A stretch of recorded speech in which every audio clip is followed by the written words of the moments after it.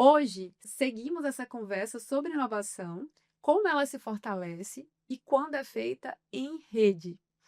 Eu quero dizer que é um prazer te receber aqui. E antes de entrarmos no tema, conta um pouco para a gente sobre a sua trajetória, Marcelo, e sobre o papel do ICT no ecossistema de inovação de Sorocaba e região. Eu que agradeço. Ó. Falar de inovação para mim é um prazer, né? É no que eu acredito. Eu acredito que entre todas as áreas, né, que conectam uma universidade, a inovação tem papel fundamental. E então, quando eu assumo o ICT, o Instituto de Ciência e Tecnologia Unisotec, eu venho com um olhar buscando as raízes do que é uma universidade comunitária. Onde é que ela está inserida? Qual é o contexto daquela região? Quais são as vocações que existem naquela região, no entorno? Qual é o perfil das cidades, das empresas que estão instaladas? Então, a função de um ICT é conectar governos, conectar a sociedade, Sociedade civil. as empresas, as indústrias e a universidade, enquanto as áreas de formação. Então, tentando fazer esse mapeamento na, na região que a gente está inserido, é que eu falo dessa relação de territorialidade, porque o território a qual a universidade está inserida faz toda a diferença. A universidade ela tem um papel de transformar, né? Sim, Transformar pessoas que estão inseridas dentro dessas cidades que sim. pertencem a esse território. Então, eu começo lá em 2019 entendendo o que é efetivamente que a gente tem de ativo dentro da universidade, quais são os laboratórios, os espaços de pesquisa, quais são as linhas de pesquisa, quem são as pessoas que E são estão, as né? pessoas. Porque no centro de tudo isso estão pessoas, né? Sim. Pessoas da sociedade, o aluno, as empresas, a própria universidade. Eu vou encontrar, então, na nossa região, 27 cidades que formam a região metropolitana de Sorocaba. Hum. Então, essas 27 cidades têm análises totalmente díspares.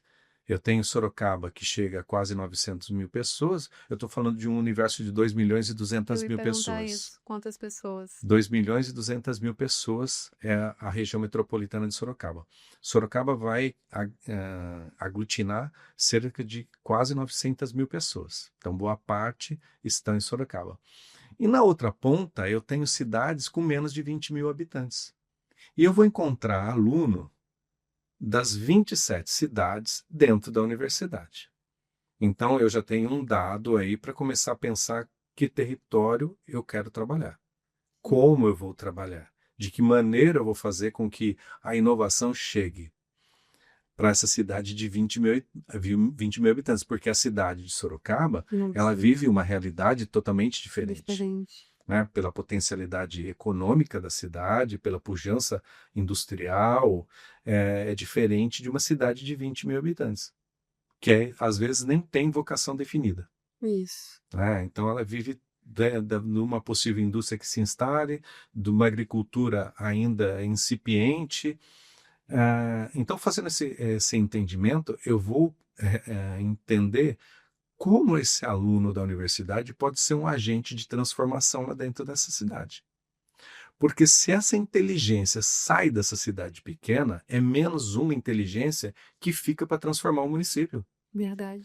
Então eu não posso colaborar para que ele venha simplesmente para Sorocaba e fique em Sorocaba. Então a função, aí, uma das funções que a gente tem lá dentro do ICT é pensar como potencializar todos.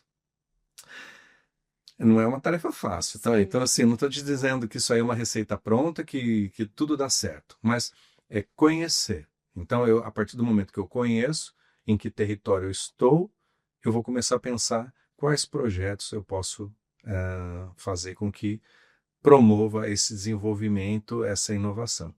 E lembrando, né, só frisando que a inovação, ela está na transformação. Transformação de pessoas. As pessoas estão no centro. Sempre eu tenho que pensar em inovação tendo as pessoas no centro. Então, que projeto? Que necessidade? A quem eu atendo? Então, e aí chegam diversos temas dentro do ICT, e a minha função é então tentar conectar qual é o pesquisador, qual é o professor que trata desse assunto, que possibilidades existem. E também a minha função enquanto gestor do ICT, como é que eu faço esse aluno enxergar uma oportunidade de negócio? Porque como é que eu vou manter esse aluno lá na cidade dele Sim, sem oferecer oportunidades para ele verdade. também? Que não, a oportunidade não é só entregar um diploma para ele no final da jornada dele e ele voltar ou não voltar para a cidade. Mas é criar essa oportunidade, né, dentro do contexto de inovação. É muito boa a sua resposta e esse olhar cuidadoso para as regiões para as cidades vizinhas, né? São 23 que você falou. São 27, 27, são incluindo mais ainda, Sorocaba. incluindo Sorocaba. Porque na escuta, né, que nós fizemos com as outras instituições de ensino comunitárias, esse foi um ponto também trazido, a migração desses estudantes para os grandes centros. E aí os interiores, eles ficam sem pessoas mesmo para implantar a cultura da inovação, porque eles acabam se formando e indo para os grandes centros. Então, Exato. como manter esta pessoa neste território e fazer com que ela seja um agente de transformação, fazer com que ele permaneça na cidade e leve a cultura de inovação, como trazer oportunidades. Se você não mantém as inteligências nesse primeiro momento, que é quem potencializa a transformação, você vai ter um envelhecimento da cidade e num futuro próximo, um problema social, Sim, sem solução. Porque não se pensa esse processo sem inteligência na cidade. sim.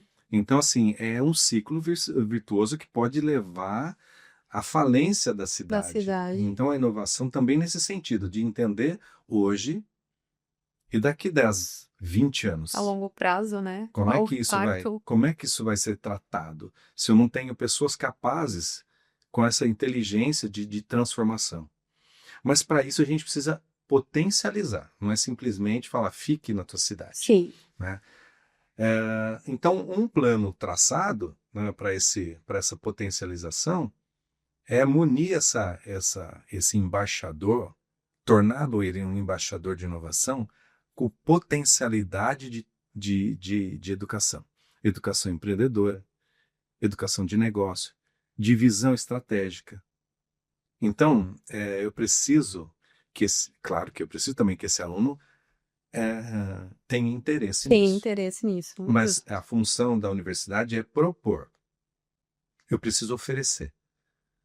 Então, eu tenho que ter um plano, eu tenho que oferecer esse plano para que esse aluno que tenha desejo de ficar, que tem desejo de tocar um negócio da família, Sim, mas que seja um expoente na cidade, que seja um expoente na região, que leve também o nome da universidade, porque ele leva a chancela de sim. inovação da universidade para a cidade dele. Então, isso também é um grande ativo para a Para a universidade. universidade. Então, a gente também trabalha dentro dessa relação de ganha-ganha. Todo mundo ganha Todo mundo nesse ganha. processo, né? Então, a inovação ela vem não para ser a nova tech do momento multimilionária, mas entender a transformação dessas pessoas nos locais que elas vivem, né? Então, esse foi o primeiro momento, né? O primeiro entendimento. O que nós vamos fazer? Como é que nós vamos trabalhar? Dentro desse processo também de escuta ativa. E aí a gente vai caminhando com esse processo e as demandas começam a chegar, né?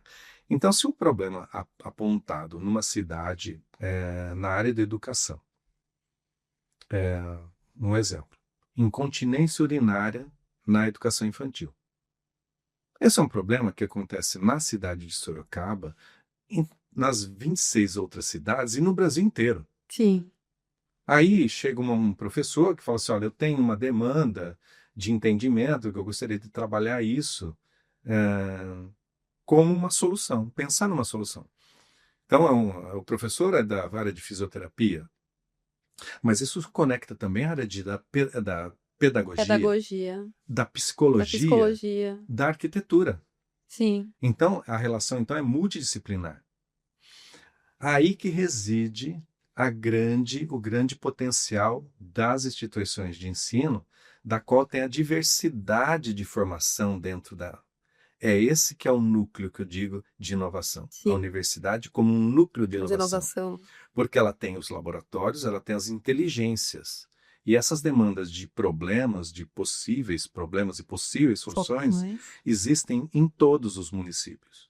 E, a não ser que seja um problema pontual de agricultura, que não vai se respingar numa cidade Vai depender eminentemente da industrial. região, isso. Mas assim, provavelmente, numa outra cidade da qual vive da agricultura, também vai acontecer. Sim, Então, essa é uma particularidade que a gente então tenta mediar, encontrar uma escola para testar, encontrar uma secretaria de educação que colabore nesse processo para que a gente possa criar um modelo que possa ser replicado, esse modelo. E como é essa abertura das instituições para colaboração? A gente tem uma resistência monumental.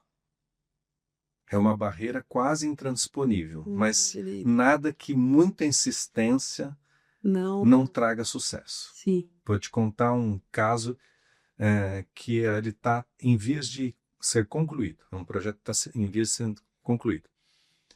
Eu tive o sonho de um dia fazer um evento e discutir justamente a região. Discute a questão da mobilidade, da descarbonização, as questões ambientais, para tornar a região metropolitana de Sorocaba líder no Brasil em pensamento, nesse raciocínio. Sim. Eu disse o sonho. Qual foi o grande entrave? Trazer as pessoas-chave para esse encontro. Foi esse ano. Foi o ano de 2020, foi a primeira versão. A primeira versão. Esse ano teve outra versão, né? Teve outra versão. Que foi próxima ali ao nosso encontro. Exato. Mas, se tem uma coisa que eu tenho, é uma insistência naquilo que eu acredito. Sim. E eu acredito no que eu digo, nessa potencialidade da formação conjunta. Porque sozinha a universidade vai formar pessoas e entregar para o mercado. Pronto. Mas isso aí tem várias... E que fazem, é o modelo de gestão da instituição de ensino. Não tem nenhum pecado nessa história, nenhum erro, não existe crime nenhum nessa história. Ela devolve aquilo que o aluno veio comprar. Mas a instituição, eu aprendi que em 30 anos de docência, que a universidade comunitária, ela tem um papel totalmente diferente. Ela não veio ao mundo para isso, o propósito é outro. E eu acho que eu aprendi esse propósito, né? Eu vivo todo dia aprendendo. E como é que eu aprendi isso? Foi 2 anos depois que eu entrei na universidade, eu fazia uma atividade que não era dentro de sala de aula. E o reitor, na época, o professor Aldo, um líder dentro da Abruc, me disse: Marcelo, você tem razão, a sala de aula não é a sala de aula. Eu era novato. Eu levei acho que mais 2 anos para entender o que ele estava falando. O que é isso, né? Se a sala de aula não é a sala de aula. E realmente a sala de aula não é a sala de aula. A sala de aula é a cidade que ele mora. A sala de aula é o problema que ele está enfrentando. Sim. Essa é a sala de aula, a verdadeira sala de aula. E foi a partir desse entendimento que eu construí minha carreira dentro da universidade, né? Tudo gira em torno de pessoas que não estão dentro da universidade. Então ele vai atender um cliente, ele vai construir um negócio junto com uma pessoa de fora, ele vai atender uma prefeitura. Então não foi fácil a primeira etapa, o primeiro evento, né? Mas insistindo, né, desses 27 convites, apareceram 2. E aconteceu. Aconteceu o evento. Num outro formato, nós tivemos mais de 9.000 inscritos num evento de um dia só. Foram mais de 127 palestras num dia, com mais de 102 palestrantes. Sensacional. Então foi uma overdose que as pessoas não estavam acostumadas. A academia, a universidade da qual eu pertenço, nunca tinha visto um evento desse. E eu sabia que isso dá certo, né? Existem vários eventos, como o Summit aqui, Isso. né? O Rio Innovation. Eu já tinha ido em outros eventos nesse formato. O que Semelhantes. acontece? É fácil administrar isso, né? Parece ser fácil, né? Administrar 9.000 inscritos e todo esse trânsito, né? Mas a gente tem uma equipe, mesmo que enxuta, que ajudou a montar, fazer esse evento. Mas o grande atrativo, então, dessa história toda é entender como é que a gente, então, constrói ponte. E a gente constrói ponte trazendo pessoas ao centro. Então, a segunda edição desse evento me trouxe um outro olhar. Nós precisamos mudar a nossa rota. Não é a inovação pulverizada, mas entender pessoas. Capital humano. Exatamente, entender quais são as necessidades, quem são os potencializadores. Né? Então, no começo da minha fala, eu disse que as demandas chegam, né? As demandas chegam e você então vai articular quem são os possíveis parceiros desse projeto.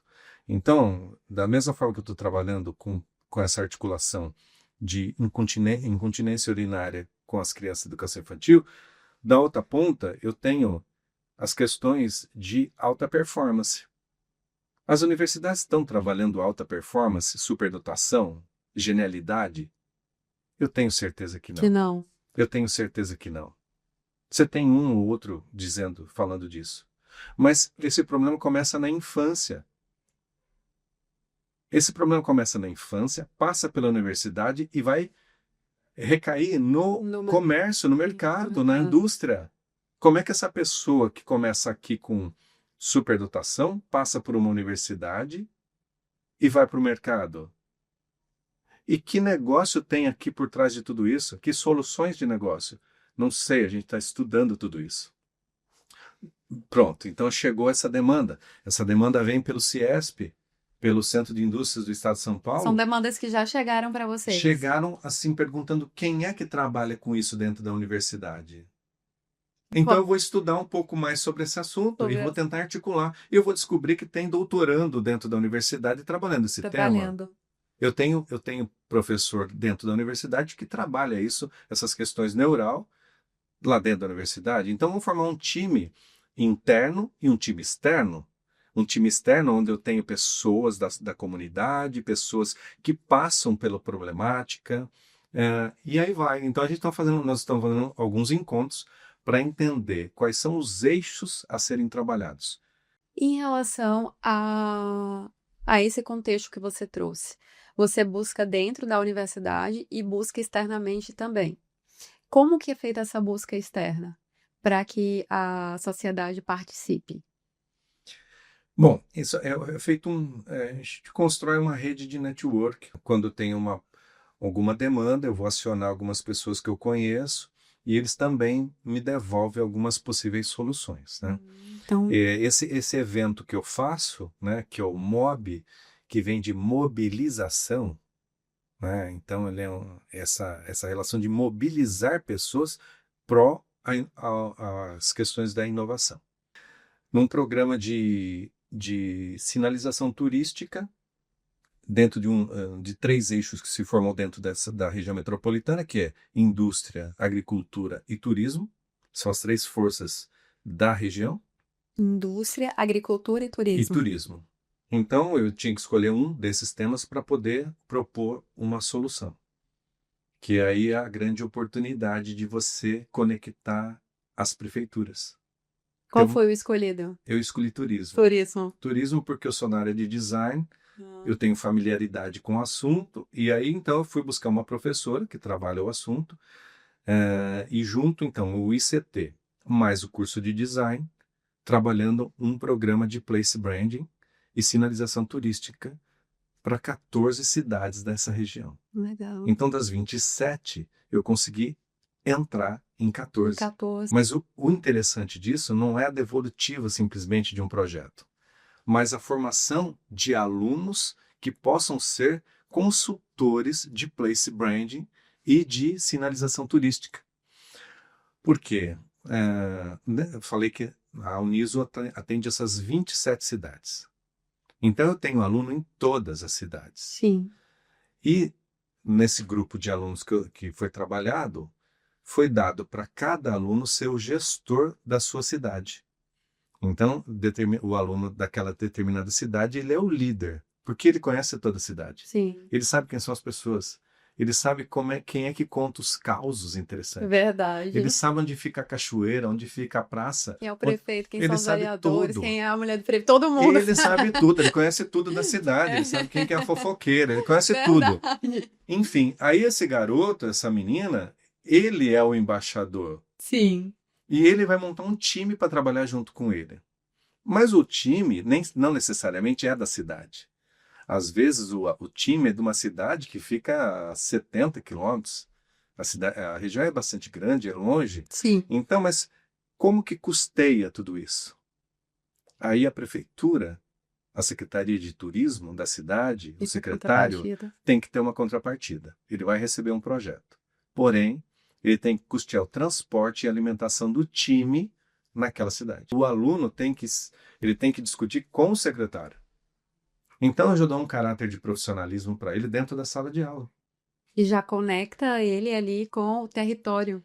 E tem mais uma outra coisa. Ele vai fazer um projeto de extensão. A gente pode ter os laboratórios mais bem equipados, mas se não tiver capital humano competente, desenvolvido para utilizá-los, não vai acontecer. Eles vão ficar Agora, se eu inutilizados. conseguir potencializar esse laboratório para transformar a vida das pessoas da minha região, faz todo sentido ter esse laboratório hiper montado. Inovação também é um tema abstrato. Isso. A palavra inovação é um tema abstrato. Eu posso ter um campus belíssimo e eu posso traduzir isso como inovação. Eu posso ter um laboratório de ponta e traduzir isso como inovação. Não que não seja. Sim. Mas Mas qual o impacto, né? Então, eu discuto a inovação aplicada. E de transformação. Se você está transformando a vida das pessoas, você está inovando a partir do seu conhecimento. Perfeito. O ambiente bonito é incrível. Faz parte. A gente consome a estética, né? Mas isso não transforma. Agora, se eu entender o problema daquele município e como é que eu posso ajudar, porque eu tenho um laboratório, porque eu tenho um pesquisador, porque eu tenho um grupo de alunos. Conectar os recursos que eu tenho. Os possíveis recursos que eu posso aglutinar para transformar. Quem são esses atores que podem colaborar para transformar? Aí sim. Indiscutível. Né? Perfeito, professor. A próxima pergunta é sobre fomento como ponte. E o fomento como ponte, o edital da Fundacred Ventures apresenta uma tese de investimento voltada à mobilidade social, inclusão produtiva e fortalecimento do ecossistema educacional. Na sua visão, professor, como mecanismos de fomento com esse perfil podem ajudar universidades comunitárias a tirar do papel projetos de inovação com impacto social, mas que nem sempre são priorizados no orçamento? Eu gosto muito dessa relação, onde ninguém olha para o pequeno, ninguém olha para a ideia. Em todos os certames, os festivais de inovação, a ideia já é o negócio que está andando. Está andando. Ele já conseguiu fazer uma venda. Todos são assim. Sim. Lá dentro do Unisotec, a gente tem um evento que conecta com a questão da extensão, que são os projetos integradores. Projeto integrador, acho que a grande maioria das universidades trabalham, né, onde tem um componente que faz essa costura dos componentes do semestre num único projeto. Agora, em dezembro, a gente tem um festival que numa manhã vão ser apresentados mais de 3.000 projetos. É mais uma overdose de apresentação de projetos. Nestes projetos, eu faço um convite para os alunos a lançarem essa ideia, a ideia. Então, dentro do Design Thinking, é a ideação, como uma proposta de solução para um problema, porque ele encontra um problema mas ele não tem a solução. Solução. Porque naquele semestre é quase impossível, nesses meses, desenhar uma solução.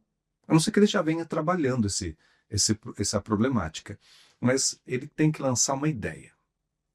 É aí que reside essa distinção dos programas de fomento para laboratórios, para profissionais que estão envolvidos, até, por exemplo, o FINEP, que tem o PIP, que é um investimento para startups que já estão em processo de amadurecimento.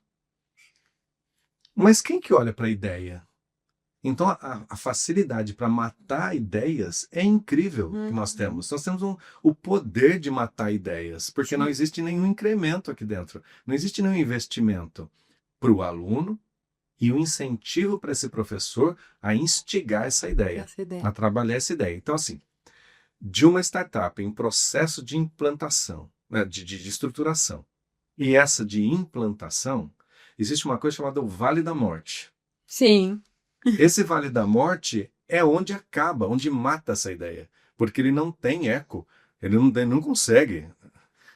É uma ideia, mas assim, ele precisa minimamente de um dinheiro, de um apoio, porque não adianta só eu lá trabalhar o propósito dessa ideia, tentar modelar ao máximo o propósito disso, mas pronto. E cadê um pequeno investimento aqui? E agora? E agora eu faço o quê com isso? Ele não sai daqui. Eu já vi vários projetos, com várias ideias muito legais morrerem aqui. O que a gente faz? Esse aluno inscreve essa ideia, então neste evento que a gente faz de projetos integradores, que é uma festa. Tem food truck, tem banda, tem as apresentações dos projetos, tem N situações. É uma grande festa, é um fechamento de semestre em grande estilo. Aonde eu faço essa pescaria desses projetos. Eu convido o aluno. Quer inscrever sua ideia? Sua ideia é boa. Ou o professor me orienta, fala assim, olha, tem uma ideia aqui muito boa, inscreve para essa ideia. Então, esses alunos são convidados. Pra você ter uma ideia de números, eu pesquei 45 se inscrever. Desses 45, nós fizemos uma seleção com esse network que nós temos nessa rede. Eu distribuo esses vídeos de pitch da ideia para os parceiros. Os parceiros me devolveram 23 que estavam adequadas. Desses 23, nós baixamos ela para 10 num dia de um evento, onde sim tem uma apresentação pessoal para um outro grupo de empresários que podem investir, que são olheiros, que gostam de ideias, que são do mercado. E aí, esses 10 são selecionados. Ainda não tem nenhum investimento nessa história, porque ainda é ideia, ninguém paga ideia. Eu também acho que não cabe ideia, mas cabe para a gente evitar o Vale da Morte. Cabe esse processo. Aí ele entra numa esteira formadora. Então essa ideia deixa de ser somente uma ideia com indícios de algumas respostas, porque essa ideia também pode fracassar. Sim. Ok? Se ela não se comprova. Então ela entra num processo de amadurecimento. Dessas 10 ideias, 3 dessas nossas ideias, de 6 da cidade, que foram selecionadas entre 600 no município, participaram de um programa promovido pelo Sebrae chamado Spark, promovido pela USP, pelo Intelli, que é um órgão fomentador da USP. Então nós tivemos 3 desses 10, 3 projetos nesse programa de aceleração do Intelli. É isso que eu ia perguntar. Então, vocês criaram um processo para estimular as ideias. Aliás, não só estimular as ideias, né? Tem um estímulo ali no começo para que se inscrevam, potencializar para que tenham o investimento, eles passam por toda a seleção para não caírem ali no Vale da Morte. Exato. Então, esses 3 projetos, eles entraram então num processo de potencialização. Agora eles participam de uma seleção nacional. Então existe um processo de evolução da ideia, daquilo que era simplesmente um start, a virar uma ideia potencializada. E ao meu ver, o professor é o grande responsável pela formação acadêmica e profissional desse aluno. Então falta mais também, aliás, é necessário também potencializar essa cultura de inovação dentro da própria, Dentro da instituição e sim, dentro junto com o professor. com o professor. Porque dentro desse processo, o professor e o coordenador, né, do curso, ou diretor de área, né, dependendo. Quem pode romper esse processo é o É professor. o professor. E quem pode potencializar É o também professor. é o professor. Então, quais são as iniciativas para que esse tempo de implementação da cultura ele seja compreendido e se torne ali interessante, que engaje as pessoas, que desperte a curiosidade para que elas participem e pensem, por exemplo, antes de dar uma resposta, dizendo que não faz sentido ali dentro do quadro. Bom, a gente então, isso é uma realidade na minha universidade, eu acredito que em E muitas muitas outras. Eu outras, ouvi isso de em muitas mais outras. ou menos intensidade, Sim, né? Porque isso é cultura. Então, eu posso dizer isso porque eu tenho 30 anos de casa, então eu vi bastante transformação nesse processo, né? Como eu venho do mercado, então a academia aconteceu por um acaso há 30 anos atrás, né? Então eu nunca me imaginei professor e como eu venho do mercado de trabalho oficialmente, né? E tem até uma máxima, né? Quando o aluno te pergunta se você trabalha ou se só dá aula, né? sim. Então eu digo que eu trabalho, né? Então assim, como é que eu quebro essa sequência? Eu quebro essa sequência indo direto ao aluno, aonde mas eu tenho que avisar o professor. Sim. Eu tenho que munir o professor. Então, lá eu tenho formações, eu tenho assuntos sobre esse assunto, sobre o que pode potencializar, porque às vezes ele não é da área, Nunca é. ele nunca trabalhou com aquele assunto inovação do ponto de vista de entender assim, o que é design thinking? Sim. O que eu faço com isso? É uma metodologia, então a gente oferece essas metodologias. Mas ele pode não querer, ótimo, não tem problema, né? Mas como eu sou insistente, né? Então, Sim. taurino é ter essa coisa, né? Entendeu? Eu não aceita não. A gente então tem uma trilha para o aluno. E a gente tem um escritório lá no nosso espaço que é de atendimento para o aluno.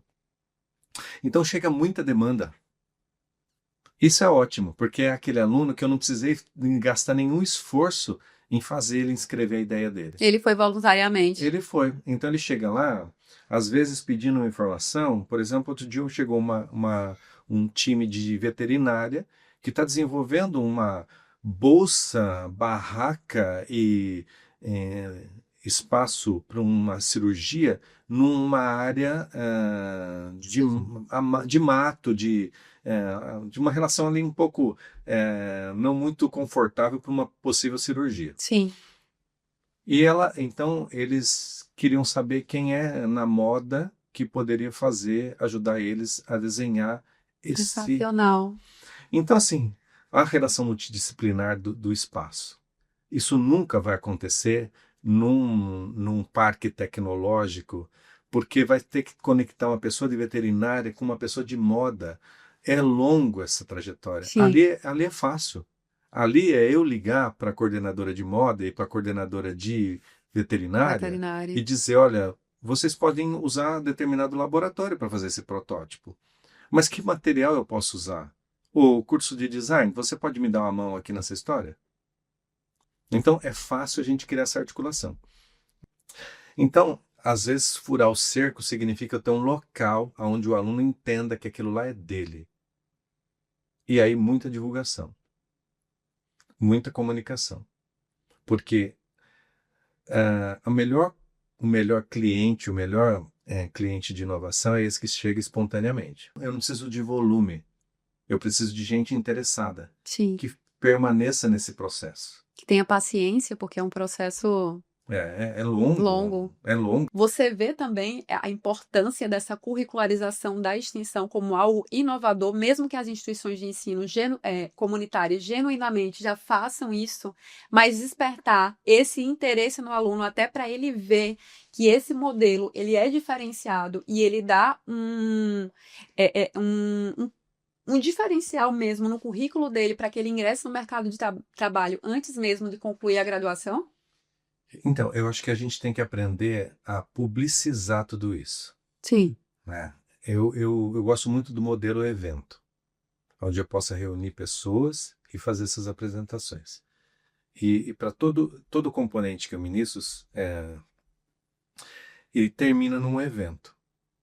Então, o aluno tem que encontrar um cliente, tem que manter vivo a relação com o cliente. E ele tem que trazer o cliente no dia da apresentação. A apresentação não é para o Marcelo. É para o cliente. O Marcelo só foi A ponte. Só foi instigando ele. Então, assim, quem tem que validar é o cliente. Então, e aí a diferença é brutal. Porque aí ele está diante de vários clientes. Que ele está sendo observado por outras pessoas que também pode potencializar um contrato. Sim. Um chamado para ele trabalhar a empresa dele. A universidade que forma quem transforma. Quem se transforma, quem transforma o outro. E foi a partir desse lema, né, que eu também pensei como é que eu vou articular essa relação do ICT. Como é que eu vou transformar? Como é que eu vou usar essa ferramenta de transformação?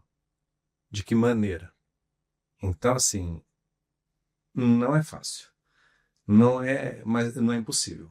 E você é persistente. E eu sou persistente. Marcelo, para a gente encerrar, depois de tudo que nós conversamos sobre inovação, colaboração e fomento, o que você acredita que as universidades comunitárias mais precisam fortalecer hoje para continuar transformando seus territórios por meio da educação?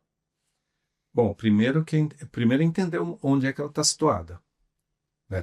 Ter um conhecimento bastante amplo, quem está na liderança da inovação, seja um pró-reitor, seja um assistente do pró-reitor. No nosso caso, a gente tem uma pró-reitoria de inovação, né? Que congrega extensão e pesquisa, e eu nessa gestão do Instituto de Ciência e Tecnologia. Então, eu tenho esse suporte, estou interligado aqui junto com a reitoria.